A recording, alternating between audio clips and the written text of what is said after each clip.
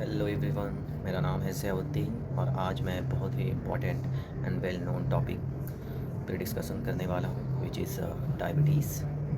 So before discussing about diabetes I want to let you know about insulin. So insulin का काम क्या होता है? जब भी हम लोग कोई भी फूड कंज्यूम करते हैं, specially carbohydrate based and sugar based food, तो हमारे बॉडी में वो हार्मोन रिलीज़ होता है। It's a hormone which is increased by released by pancreas. So हमारा पैनक्रियाज क्या करता है, वो हार्मोन को, इंसुलिन हार्मोन को रिलीज़ करता है और वो as a carrier role play करता है। हमारे जो भी फूड ब्रेक डाउन होते हैं, ग्लूकोज में कन्वर्ट होते हैं, उसको सारे सेल्स में और जहाँ जहाँ जिस जिस पार्ट में ज़रूरत रहता है वहाँ फिल करने लेकर जाता है। सो प्रॉब्लम कहाँ आता है कि हमारा सेल्स ज़्यादातर केस में फुल ही रहता है, ख़ास करके हम जिस टाइप का लाइफस्टाइल से आजकल एडप्ट हो चुके हैं। अगर हम उतना एक्टिविटी नहीं कर रहे होते हैं या फिर सेडेंट्री लाइफ जी रहे होते हैं, तो हमारा सेल्स ऑलरेडी फुल रहता है। जो भी हम लोग फूड कंज्यूम करते हैं वो जाके स्टोर होता है एज ए फ्यूल हमारे मसल्स में, सेल्स में, और वो स्टॉक ही रहता है वहाँ पे। तो जब भी इंसुलिन सारे फ्यूल को का ग्लूकोज को लेकर के जाता है सेल्स में, तो सेल्स क्या करता है, उसको रिस्पॉन्स नहीं देता है। वो बोलता है कि अभी स्टोर फुल है तो आप इसे कहीं और लेके जाओ। तो फिर वो क्या होता है कि डिफरेंट डिफरेंट प्रोसेस के थ्रू वो फैट में कन्वर्ट होता है या फिर हमारे ब्लड स्ट्रीम में ही रन कर रहा होता है। तो अभी आप मुझे पता है आप लोग को पता होगा, डायबिटीज़ दो टाइप के होते हैं, type 1 and type 2। So type 1 और टाइप 2 में डिफरेंस क्या होता है कि टाइप 1 में इंसुलिन का बनना, प्रोड्यूस होना बंद हो जाता है डिफरेंट डिफरेंट रीज़न से। स्पेशली बहुत ज़्यादा लोड होता है पैनक्रियाज पे, तो वो क्या करता है, प्रोड्यूस करना बंद कर देता है। ज़्यादातर ज़्यादातर केस में बाय बर्थ भी देखा गया है कि इंसुलिन बन नहीं रहा है पैनक्रियाज के द्वारा। बट अगर किसी का लाइफस्टाइल बहुत बेकार रहता है तो वो भी एक रीज़न होता है आपके पैनक्रियाज का फंक्शन बिगड़ने का, जहाँ पे इंसुलिन प्रोड्यूस होना बंद हो जाता है। So this is a type 1 diabetes. Type 2 diabetes का अगर बात करें तो वहाँ पे कॉम्प्लिकेशन आता है इंसुलिन रेजिस्टेंस का। इंसुलिन रेजिस्टेंस क्या होता है, मैं एक बहुत ही अच्छा एग्जांपल देना चाहूँगा। आप लोगों को थोड़ा इजी होएगा इस एग्जांपल के थ्रू रिलेट करने में कि टाइप 2 डायबिटीज़ में इंसुलिन रेजिस्टेंस में क्या होता है। सो टोक्यो में जब भी मेट्रो ट्रेन चलती है, जैसे हमारे मुंबई में, मैं जहाँ पे रहता हूँ मुंबई में, वहाँ पे भी अगर आप देखेंगे लोकल ट्रेन में काफ़ी क्राउड रहता है, स्पेशली ऑफिस आवर्स में। जो लोग लोकल ट्रेन से सफ़र करते हैं उनको पता होगा कि क्या हाल रहता है। सेम सिचुएशन रहता है टोक्यो में भी। वहाँ पे भी इतना क्राउड रहता है लोकल ट्रेन, मेट्रो ट्रेन में, कि वहाँ पे जो रेलवेज़ के जो स्टाफ होते हैं वो रेलवे गार्ड अपॉइंट करते हैं कि जितने भी क्राउड है उसको अच्छे से मैनेज किया जाए और वहाँ पे का जो ऑटोमेटिक गेट होता है ट्रेन का वो अच्छे से क्लोज़ हो जाए। तो वहाँ पे गार्ड का काम क्या होता है कि लोगों को, पैसेंजर को पुश जितना हो सके पुश कर कर के जो मेट्रो ट्रेन है उसके अंदर डाला जाए। कभी कभी क्या होता है, लोग गेट पे खड़े रहते हैं तो वो गेट लॉक नहीं हो पाता, इसलिए वो गार्ड का काम क्या होता है कि जितना हो सके उसको पुश किया जाए पैसेंजर को और गेट ईजिली बंद हो जाए। तो आप यहाँ पे एज्यूम करेंगे कि जो रेलवे जो ट्रेन है वो एज ए सेल है, जो पैसेंजर है वो एज ए हमारा ग्लूकोज है एज ए फ्यूल, एंड जो गार्ड है वो हमारा इंसुलिन है। तो आपको थोड़ा इजी वे में समझ में आएगा ये चीज़ अगर आप समझेंगे तो। अभी जब भी बहुत ज़्यादा पैसेंजर है, मतलब आपके ब्लड स्ट्रीम में बहुत ज़्यादा ग्लूकोज है, सेल्स में जब भी जाने के लिए रेडी होता है, जब भी वो जा रहे होते हैं, तो इतना पैक हो जाता है अंदर सेल्स के अंदर, यानी ट्रेन के अंदर पैसेंजर, कि अभी बहुत मुश्किल होता है गेट बंद करना। तो अभी क्या होता है, जो गार्ड हमारा इंसुलिन वो पुश करने का ट्राई करता है, ठीक है। लेकिन बहुत सारे पैसेंजर बाहर ही रह जाते हैं, कुछ लोड होते हैं, कुछ बाहर ही रह जाते हैं। तो अब इसको हम लोग टाइप 2 डायबिटीज़ इंसुलिन रेजिस्टेंस से रिलेट करते हैं। वहाँ पे भी क्या होता है कि जब भी हमारा सेल्स रिजेक्ट कर देता है, तो बिकॉज ऑफ वो पहले से फुल है ऑलरेडी, तो ब्लड स्ट्रीम में आपका इंसुलिन भी बहुत मिलेगा एंड ग्लूकोज का भी लेवल हाई रहेगा।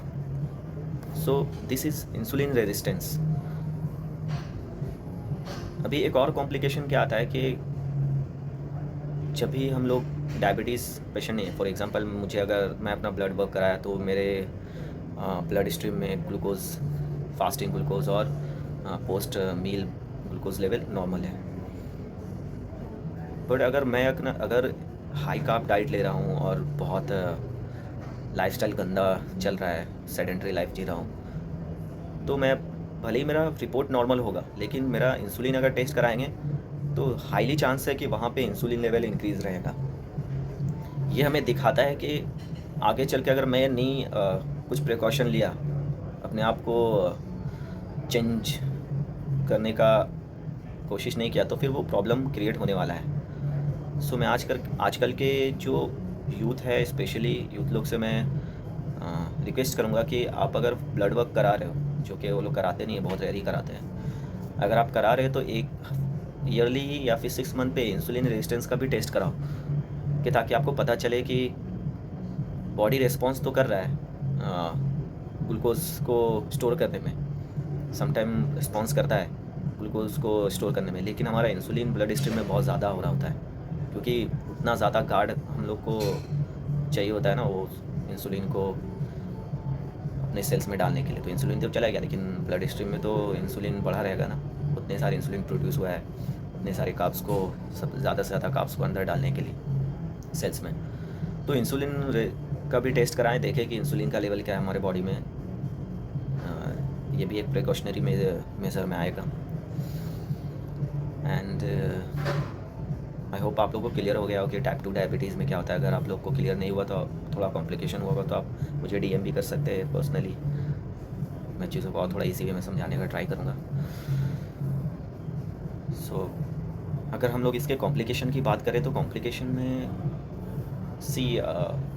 चाहे मेरे लास्ट वीडियो में आप देखेंगे जो हाइपरटेंशन का वीडियो था और ये डायबिटीज़ का वीडियो, इसमें क्या होता है कि ज़्यादा से ज़्यादा ब्लड स्ट्रीम में ग्लूकोज या फिर प्रेशर क्रिएट होने से सेल्स डैमेज हो जाते हैं। हाइपरटेंशन में भी प्रॉब्लम था, सेल्स डैमेज होते हैं, ब्लड वेसल्स डैमेज होते हैं। तो सेम डायबिटीज़ में भी अगर ग्लूकोज लेवल हाई है ब्लड स्ट्रीम में, तो आपके जो ब्लड वेसल से सबसे पहले उसको डैमेज करेगा। तो अभी मैक्सिमम जगह पे, मैक्सिमम ऑर्गन के पास या पूरे बॉडी में बहुत सारे ब्लड वेसल्स होते हैं, तो जिस जिस जगह पे ब्लड वेसल डैमेज होगा उस ऑर्गन को ख़त्म ही कर देगा। तो अब एग्जांपल में ले ले हार्ट, तो हार्ट में भी अगर ब्लड वेसल डैमेज होएगा, अगर आप कंटिन्यू कार्ब्स ईटिंग कर रहे हो, ग्लूकोज लेवल हाई है, आप प्रिकॉशन नहीं ले रहे हो, तो आपके आर्टरीज़, आपके ब्लड वेसल्स सबको डैमेज करेगा, जिसमें आपको कोरोनरी आर्टरीज डिजीज़ होने के चांसेस बढ़ जाते हैं। आइज़ को डैमेज करेगा, वहाँ पे रेटिनोपैथी और कैटरैक्ट जैसे प्रॉब्लम से सफ़र कर सकते हैं, जहाँ पे आपके जो रेटिना को डैमेज कर सकता है बिकॉज ब्लड वेसल डैमेज होने की वजह से। नर्व्स डैमेज कर सकते हैं आपको, लिम्स में, अपर लिम्स, लोअर लिम्स में नमनेस फील होएगा, कभी वॉन्ड हुआ, कुछ कट लगा तो आपको वो हील नहीं होएगा, अगर कट लगा तो आपको पता नहीं चलेगा, नर्व से आपको सिग्नल नहीं मिलेगा सेंट्रल नर्वस सिस्टम को कि कुछ हुआ है, बिकॉज नर्व डैमेज ही हो गया, तो वो सिग्नल कहाँ से देगा ब्रेन को। एंड किडनी प्रॉब्लम आ सकते हैं, वहाँ भी ब्लड वेसल्स होते हैं वो ऑर्गन में भी। ये सारे कॉम्प्लिकेशन हैं। एंड अगर प्रिकॉशन का बात करेंगे तो मैं सबसे ज़्यादा एम्फेसाइज़ करूँगा, आप जितना हो सके अपने डे टू डे लाइफ में एक्टिव रहिए, ज़्यादा से ज़्यादा अपने डाइट को थोड़ा कस्टमाइज़ करिए जितना हो सके, अच्छे न्यूट्रिशन से कंसल्ट करके कि अपना डाइट प्लान रेडी करिए कि क्या प्रिकॉशन रखना है। ख़ास करके उन लोगों को जो डायबिटीज़ पेशेंट है। अगर जो डायबिटीज़ पेशेंट नहीं है, फ्यूचर में ना हो, इसके लिए अगर कुछ प्रिकॉशन करना चाहेंगे तो मैं उनको बोलूँगा कि आप एडिक्वेट प्रोटीन लें।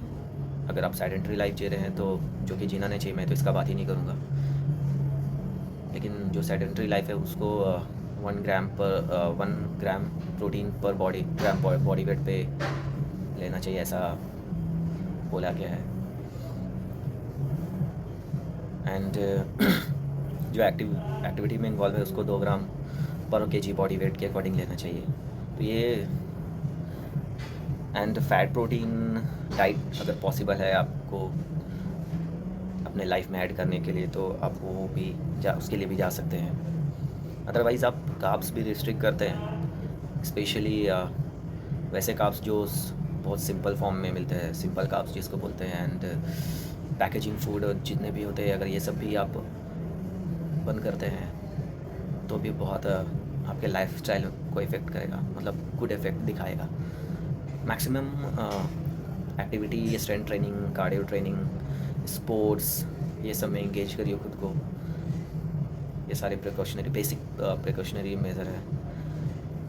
एंड एक और मेरे पास सवाल आता है, ख़ास करके डायबिटीज़ पेशेंट लोग बोलते हैं कि डॉक्टर बोलता है फ्रीक्वेंटली मील लेने, जिसका मेडिकेशन चल रहा होता है, हर 2 घंटे पे 1 घंटे पे मील लेने के लिए। तो उनको मैं बोलना चाहूँगा कि ये डॉक्टर इसलिए सजेस्ट करते हैं बिकॉज़ वहाँ पे क्या होता है, आप मेडिकेशन पे रहते हो, तो बहुत ड्रास्टिकली ग्लूकोज लेवल डाउन ना हो, जिसके लिए वो लोग सजेस्ट करते हैं। क्योंकि आप मेडिकेशन जब भी लेते हो तो आपका ग्लूकोज लेवल भी बहुत स्पीड में नीचे जाता है, शुगर लेवल, इसलिए वो लोग फ्रीक्वेंटली मील लेने बोलते हैं। तो वो तो डॉक्टर और पेशेंट का चॉइस है, वो जैसा सजेस्ट करेंगे आपको फॉलो करना पड़ेगा। बट सो ये सारे लेक्चर को एक कंपाइल फॉर्म में समझने का ट्राई करेंगे। तो इन शॉर्ट हम लोग बोल सकते हैं कि अगर हमारा इंसुलिन प्रोडक्शन बंद हो गया है, अगर हमारा पैनक्रियाज इंसुलिन का प्रोडक्शन बंद कर दिया है, it means you are suffering from diabetes type 1। And अगर आपके बॉडी में बहुत ज़्यादा इंसुलिन है एंड बहुत ज़्यादा ग्लूकोज है, it means you are suffering from diabetes type 2। So ये सारी चीज़ें हैं जो ध्यान में रखना है आपको। एंड मेरे वीडियो से रिलेटेड अगर कुछ क्वेरीज़ होगा तो आप मुझे पर्सनली मैसेज कर सकते हैं इंस्टाग्राम पे, and I will try to proper explanation in easy way to understand. And मिलते हैं हम लोग नेक्स्ट वीडियोज़ में। Stay fit, stay healthy, stay tune, bye, see you soon.